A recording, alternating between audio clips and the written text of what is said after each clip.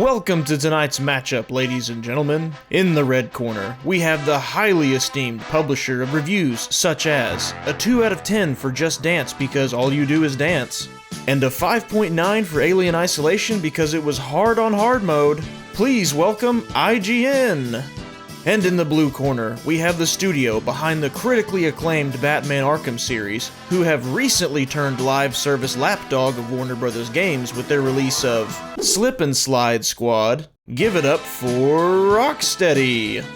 At face value, this rivalry probably kinda looks just like bad game plus bad review equals bad blood, but the tension between these two seems to go a lot deeper than that, for some reason. One might say that putting it that simply wouldn't quite do the story justice. Oh, brother, this guy! On the one hand, we've got gaming journalists whose opinions are definitely not swayed by sponsorships, professional relationships, or online bandwagons. Unless, of course, a reviewer gives a game a 10 out of 10, then later gets hired by the studio who made the game. Not sketchy at all. Unreliable journalism, live service games, well, I hate both of these things, so who less biased to comment on this story than me? Oh, and so that you know where I stand with this game, my super controversial take on it is I think it's just mid. The game's mid. But so that you don't get the wrong idea, this video will not be shilling for this game or huffing copium just for the sake of dogging on IGN. I'm not gonna pretend to like this game more than I do just to make a point. But at the same time, I'm not gonna pretend to dislike this game more than I do just for the sake of being agreeable with the internet. Do it! Do it!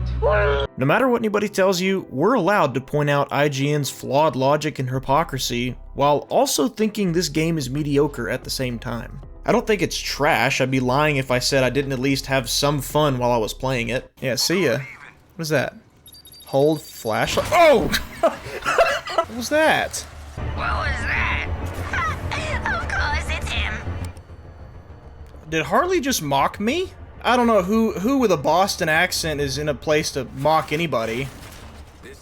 Or is it a Jersey accent? I don't know what it is. Ugh. But I really don't think it's worth $70 either. Plus, full-priced games that have microtransactions in them, day one is arguably the greatest sin of mankind. Yeah, forget all that Apple stuff. This right here?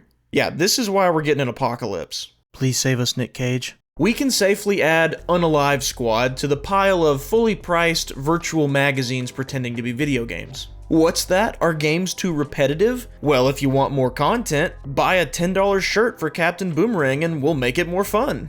Maybe. I'd recommend Guardians of the Galaxy instead any day. Single player, no live service, and emphasis on story. That game slaps. So yeah, there. But seriously, no matter which way you swing, no matter which direction on the pendulum you swing with this game, IGN's absolute vendetta against it is still hilarious to look at. So that's what we're going to be doing today. And also, big shout out to my friend 30 and Still Gaming for helping me compile this timeline of events. Go check out the guy's channel for your daily dose of gaming updates and based takes. Anywho, somebody ordered a metaphorical hit on Rocksteady and IGN said, sign me up. So let's get into it.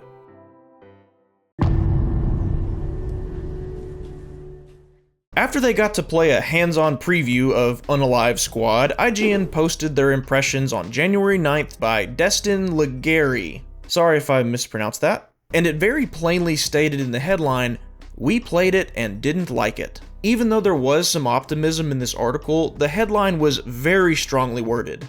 He stinks and I don't like him. And it gave plenty of people an idea as to what IGN's stance was on this game without actually having to open the article. But what's wrong with that, Kingerd? Haven't you criticized when people are optimistic after promotional play sessions? Yes, absolutely, but let's take a look at what exactly this article says was wrong with the game.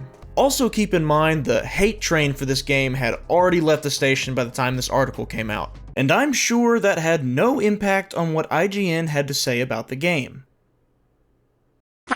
Well, first off, writer Destin didn't like the whole premise of incapacitating the Justice League in the first place. Well, that's odd. IGN didn't seem to have a problem with offing Justice League members in Injustice or Injustice 2. And I get there's different And I get there's different IGN writers who put out different opinions, but if IGN really wanted to avoid having one person's opinion be known as the IGN opinion, then I would think they'd post multiple reviews of the same game written by different people.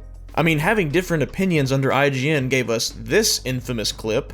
I think we're at the point where we need to admit that this was never really a great franchise, and that was never really actually there. Sonic was never good. Yeah, it was a 25-year lie. Yes, Sonic was never good. If you disagree, you can call the cops. Oh, brother, this guy stinks! 2,000 years later. You're right. I was wrong. When I went on that show, I was remarking on what had been like a recent era, and what happened there is I ended up speaking on behalf of all of IGN, and that's unfair, is that Sonic has been good, and it's Crash Bandicoot that's never been good. Oh, okay, here we go. And possibly and probably deleted their article glazing Rose Tico from The Last Jedi. Rose Tico absolutely steals the show, which I mysteriously can't find on the internet anymore. Yeah, when IGN realizes they're on the wrong side of the bandwagon, oh, that's just one staffer's opinion. So I say do that with reviews too, why not? Well, according to IGN, they don't do multiple reviews for the same game because that'd be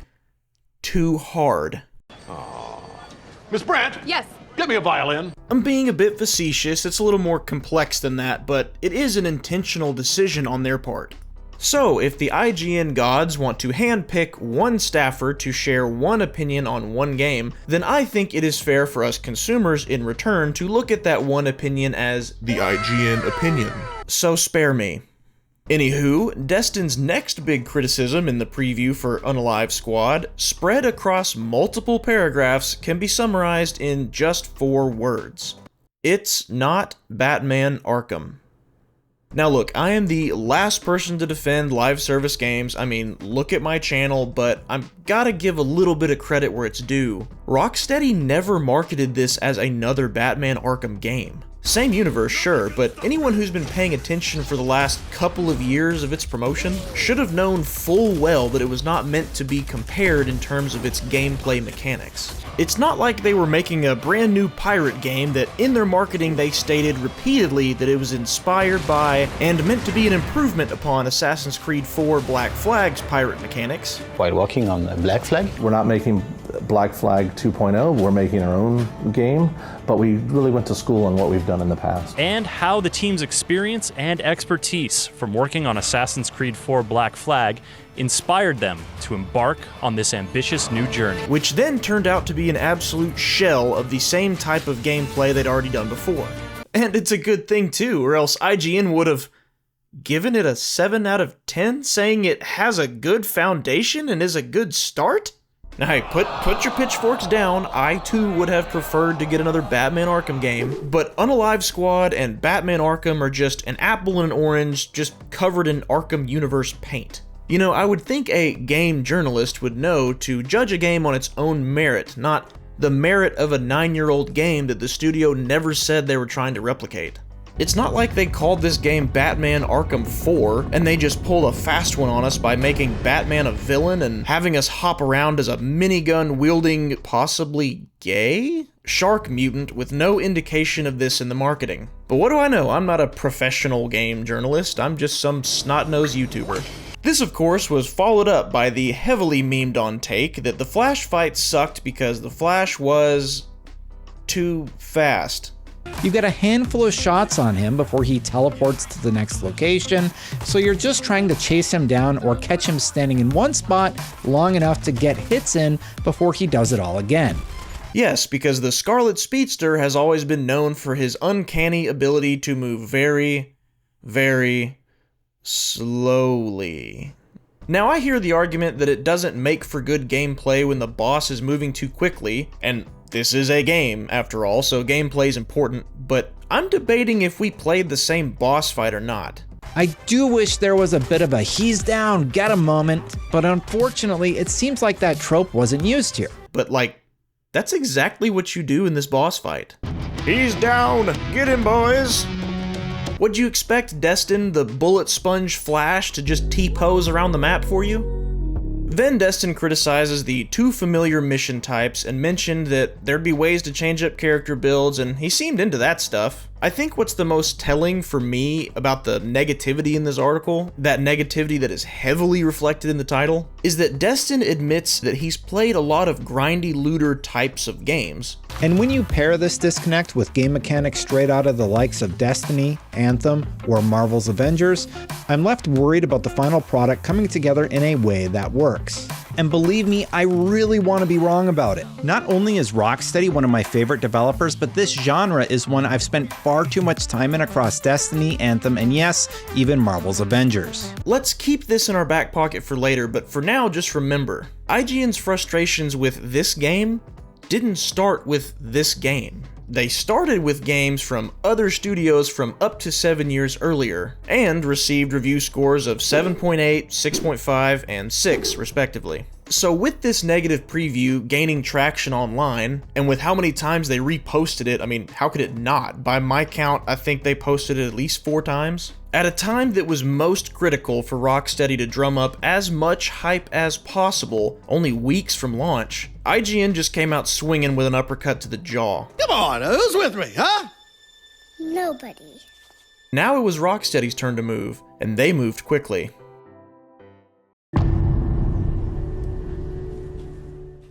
Two days later, on January 11th, Rocksteady partially released players who had participated in alpha test back in November from an NDA. The NDA had so far prohibited those players from talking about their time with the game. They still couldn't show imagery or video, but now they could at least talk about it. Let's just ignore that little leaky leak there. So why did Rocksteady lift the NDA when they did? Well, if you're interested in a guess from little old me, I would say they were doing damage control. I think they were hoping that there'd be some positive impressions that would wash out the stink of IGN's negative one. IGN's wasn't the only preview out there, but it seemed to be the one that generated the most buzz. And did the NDA lift work? Well, sort of. It was pretty divided in what people praised and criticized, but I would say it definitely helped having more opinions out there that argued with IGN. There were people that said their take on the Flash fight was stupid, they disagreed that the character banter was annoying, they said that no, it's actually pretty funny. So at the very least, Rocksteady was successful in starting a flame war. Alright, Rocksteady, why don't we just brush off our shoulders, get ready for launch, and... oh dear God. January 27th, 3 days before the early access period was set to launch. A tweet from IGN's executive review editor, Tom Marks, was posted that explained exactly what Rocksteady had done. We won't have our review of Squad the Justice League at launch, as review codes have not been sent ahead of time.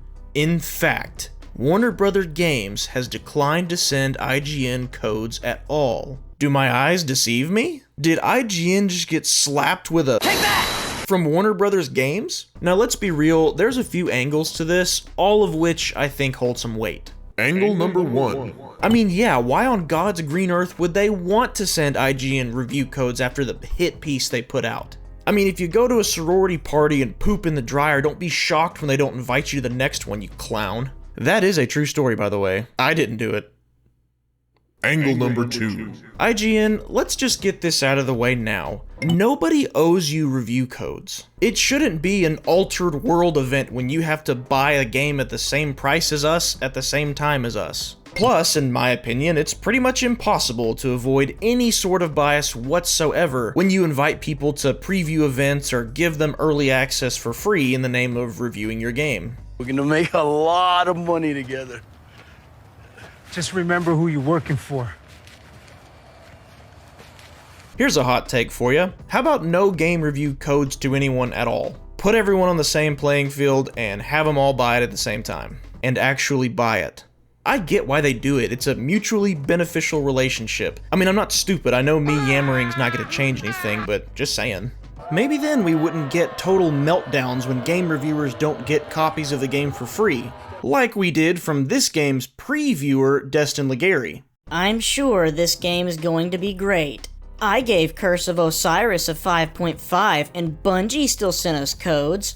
Not sending IGN review codes after my negative preview is ridiculous, and I'm not even on the review.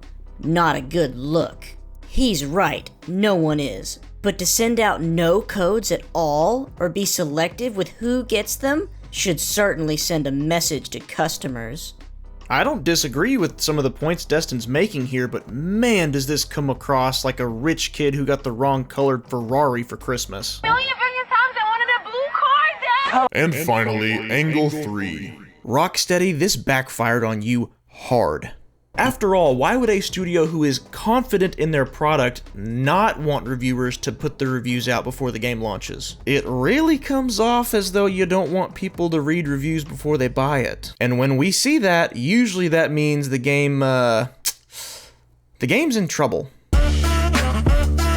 Doom 2016 and Prey are exceptions to this, but I'd bet most people see that as a red flag more than they see it as you sticking it to IGN. But I really don't see why IGN had such a problem with it. Purely for comparison's sake, Helldivers 2 didn't give out early review codes either, and I didn't see their executive review editor raging about that. No, I'm sure the executive review editor being mad about not receiving game codes won't have any impact on a game's review at all. And no, I'm not comparing the quality of Unalive Squad to Helldivers 2.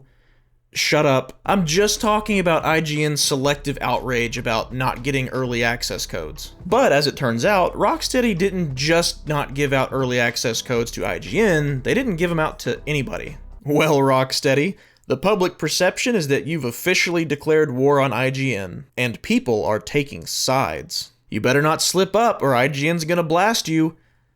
Again.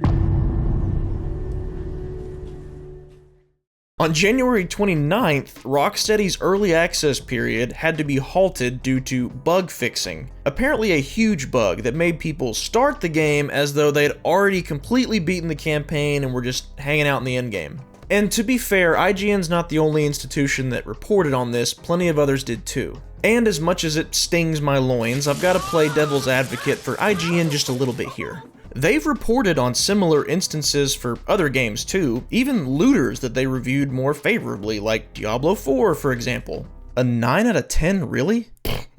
Alright, it's a good thing you don't have to grind for loot in Diablo 4, IGN would have torn it a new one, am I right? But surely you didn't think old Kingerd would let a botched early access slide, did you? Look, I've beaten the proverbial early access horse into a coma by this point, but I will say it again for the people in the back. $30 for 3 days of early access is an impatience tax. Congratulations to those who couldn't wait 3 days. You played yourself. Granted though, Unalive Squad servers were back up 6 hours later. And then the next day, bam, taken down again for more maintenance. In case you needed another reason to despise always online requirements for games that really shouldn't need it, we can go ahead and add losing playtime in a 72-hour period you paid extra for to your collection. To apologize, Rocksteady gifted $20 worth of in-game currency to the Deluxe Edition owners. That's right, you paid with real money, but we're not gonna give you real money as a reimbursement, we're a business here. How about some in-game cosmetics? Yeah, right. Well, great going, Rocksteady. You gave IGN the opportunity for not just one haymaker, but two. And they're just getting started. The following day, on January 30th, IGN posted this article with the headline, "Unalive Squad is already down to just 44 pounds before release day in the UK." Now, if you take the time to read this article, you will see that for some bizarre reason, what they're actually reporting on is an eBay listing for someone wholesaling the game, basically. Now, like, I'd get it if they had the headline like, "Grab a resold copy of this game on eBay at this link." But that's not what they did. You cannot convince me that one single person saw this post on Instagram and said, "Oh, they're not implying the game is bad, they're just informing us of a sweet deal on eBay." It gives me the impression, wow, this game is so bad, it is already reduced in price before launch. A lot of commenters like to throw the word clickbait around, but this right here, this is what clickbait looks like. And guys, we're still not even to the release of the game yet. IGN's worst hit pieces are still yet to come.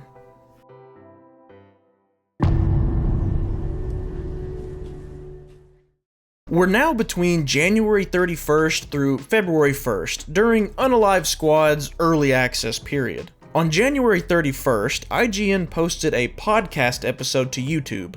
In it, they discussed the game during a segment, and the link's in the description if you want to hear everything they said in full context, but if you'll allow me to summarize this, if I'm not mistaken, only one person in this podcast had actually played it, which was Destin, who, if you recall, was the one who wrote the "We Didn't Like It" preview at the start of this timeline. Starting at about the 27-minute mark of the video, Destin actually starts giving what sounds like a pretty balanced take on his time with the game so far. Well, I'm going to start positive. There are things to like about this game. A lot of people online seem to be acting like it's just total trash. I think there are redeemable qualities to the game. I don't think it's like totally awful. Well, when he's not being cut off by Ryan McCaffrey every 5 seconds anyway. I do not enjoy the gameplay. Yeah. Let me interject for a quick second, Destin, just to... You watch a cutscene for 20 minutes, you play and kill like 3 enemies. Wait, did you just say 20 minutes? I highlighted that in the preview. And that reminds me of Halo 5's campaign. It's actually pretty funny to me that twice that I saw in this podcast, someone brings up IGN not getting review codes to the game, and both times the conversation gets shut down immediately. But the whole code thing, it's sort of like whatever. Like, IGN just buys my code anyway, so it doesn't really matter. Yeah. I mean, but it's like a bad move on their part. It just kind of, Ryan didn't very get into it. But it's okay, I mean, nobody cares, right? Nobody in our audience cares. Like, I'll just briefly mention the code thing. That's PR. That has nothing. That for me, that's like a Rocksteady thing. That was a decision, probably not. I don't know who made that decision, but like it's whatever, right? Sorry, Ryan. I want to talk about it a little bit, but well, like I said, I don't think our audience really cares, nor should they, quite frankly. No. Like it's not. It shouldn't factor into the game at all, like when you think of it. And that's it. At least it seems like some of the staff at IGN seem to recognize how petty and childish it looks when they complain about this. And then they made me buy the game like everybody else. Sort of like whatever, like it's whatever. IGN just buys my code anyway, so it doesn't really matter. Yeah. It shouldn't factor into the game at all, like when you think of it. And that's it. I bring this podcast episode up because I have to ask, why is the balanced take being given here not present in the packaging of any of IGN's other content so far? Yeah, you had previewed it, and the slice you were shown, you didn't super care for. Not a blanket, like, hated the whole thing. You talked about some things you liked, some things you didn't. We live in this polarized online world where everything's either amazing or the worst thing ever. And it's like, the reality is, it wasn't just going to be a garbage fire. Like, I'm all for Rocksteady trying a new thing. Like, they didn't need to make Batman for the rest of their life or anything like that. Rocksteady had a winning formula with the Batman games, Arkham series, Batman Arkham Knight. Why do I have to go 27 minutes into a podcast episode on one of IGN's side channels to get an opinion on the game that isn't headline hate bait for Twitter? Yeah, so I kind of liked how the game...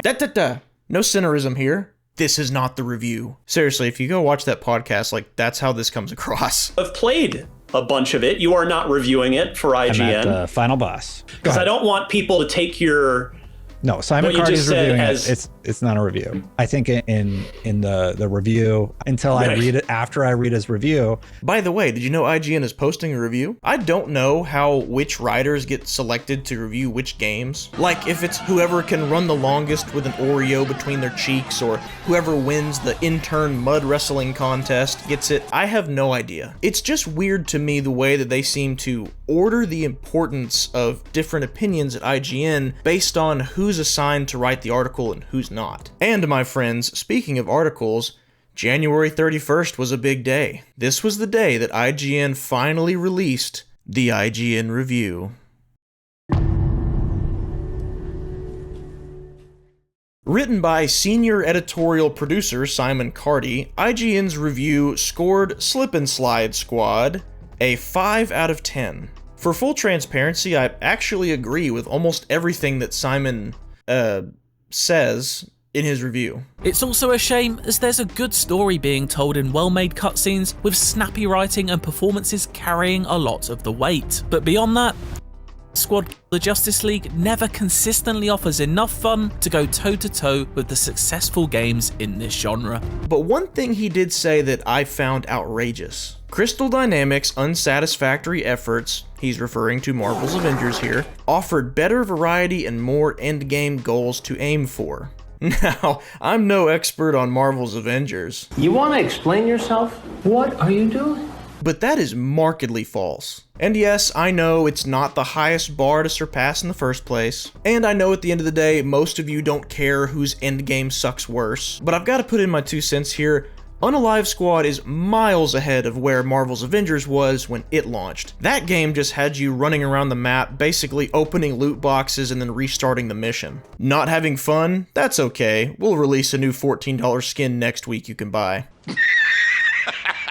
But going back to the earlier point that it's not always the content in the article, sometimes it's the packaging that gets the most impressions, there's actually a lot of positivity written into this review. I mean, enough to where a 5 out of 10 kind of feels low for all the positive stuff he says about the game. Can you guess what IGN did with this review? If your answer was pick out the most negative quotes in it and post it repeatedly, you're a winner. And by post repeatedly, I mean like really post repeatedly. This review was originally posted January 31st, and I'm recording this on February 14th, and I'm looking at yet another reposting of it on IGN's Twitter. I get that engagement is like how you make your money on Twitter, but my god, you already knocked them out cold, stop curb stomping them. Alright. They posted the review, everything was building up to this. I'm sure we can all finally move on, right? Absolutely f***ing not. No. IGN had one more Be More Petty card in their deck, and they were about to play it. Keep in mind that during this time, the game still has not released in its standard edition, meaning the majority of people who still planned on playing it did not have possession of the game yet. If you're not already familiar with the situation, I'm willing to bet you will not guess what IGN posted.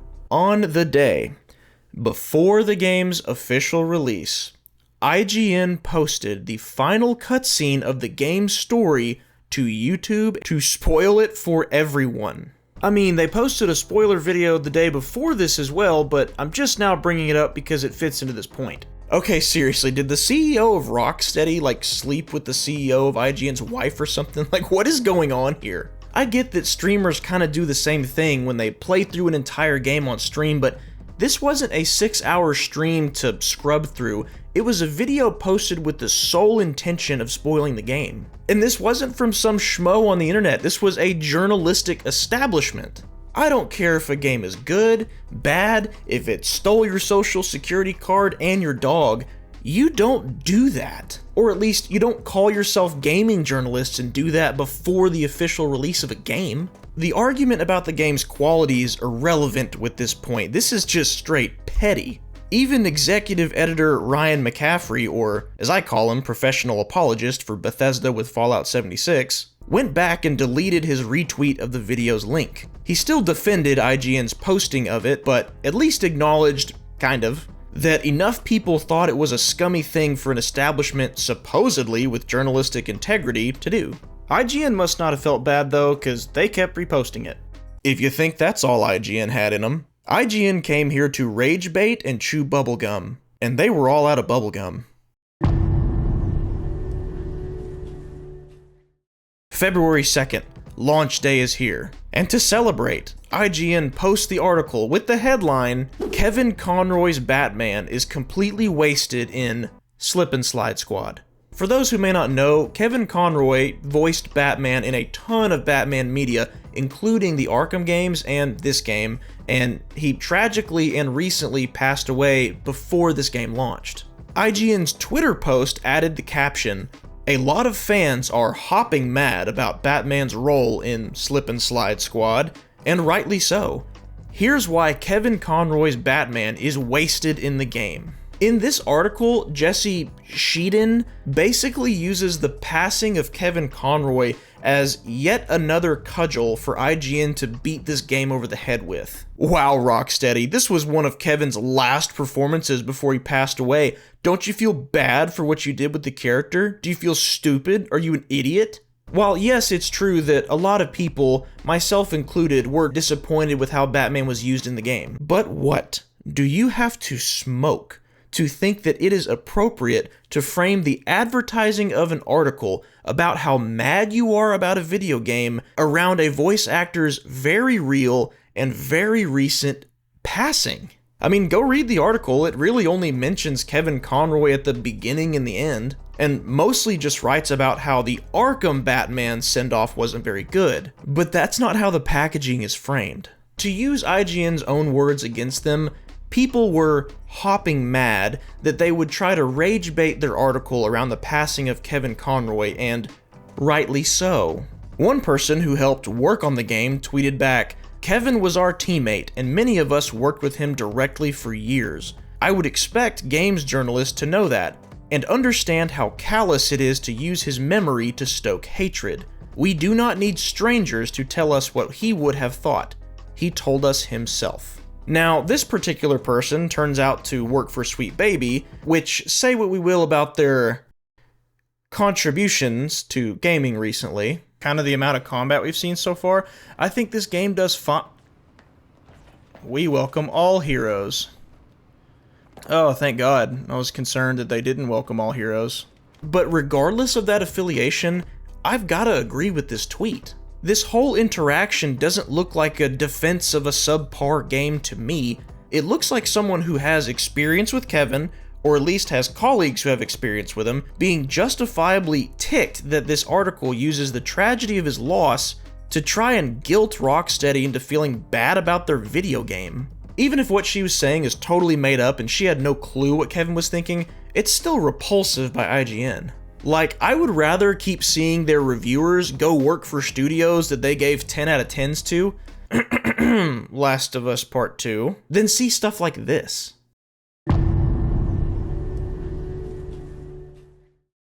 February 9th, a full week after the game had been out, IGN had one last kick to Rocksteady's lifeless corpse. An article called, "I Hope This Game K-Words the Looter Shooter Trend," written by the game's reviewer, Simon Carty. Or, excuse me, the IGN God's chosen representative to review the game. Like the review though, Simon isn't overly negative here either. He notes that while it's good for studios to try new things, too many of them are ignoring their strengths and giving in to the looter shooter trend. And that's a sentiment I completely agree with, by the way. He does mention a few other games like Redfall and Marvel's Avengers, but Slip and Slide Squad is very much at the center of this story, and in the headline, and in the picture. This article in a vacuum doesn't really seem odd, but put it in the context of everything IGN's posted so far, and I'm just like, you've already crapped on this game more than any other game in my recent memory. Move on. Oh, and happy Valentine's Day, here's a performance review of the game. As to why this couldn't just be included in the regular review, I really don't know. More articles means more engagement, I guess? I don't know. Where was this energy with other premium priced looters? I mean, Diablo 4, a game that sold for $70 to $100, includes $20 microtransactions, a battle pass, and an endless grind for loot, scores a 9 out of 10. Redfall rightly got a 4 out of 10, but even it didn't get this much crap from IGN, even though it definitely deserved it. I haven't been on this platform long, but I've been around enough to know that this game is not in the same league as games like Redfall or Fallout 76. It just seems like for some weird reason, IGN has a throbbing hate boner for it nonetheless. If my little monkey brain can navigate a Twitter search engine well, I'm counting about 45 different tweets from IGN about Starfield, another controversial game, when it first came out. These 45 tweets spread across 5 months, so that's an average of 9 tweets a month. Can you guess how long it took IGN to tweet that many times about this game around its launch? 1 month. In 1 month, there were 43 tweets by my count. Elon must just be shoveling them with Twitter engagement money, I guess. If IGN's biggest problems with this game were that the servers had to get taken down for maintenance during early access, it's got a repetitive gameplay loop, and it's a live service, then I don't ever want to see a glowing review from IGN ever again about any other game that fits that criteria. Not even you, Helldivers 2.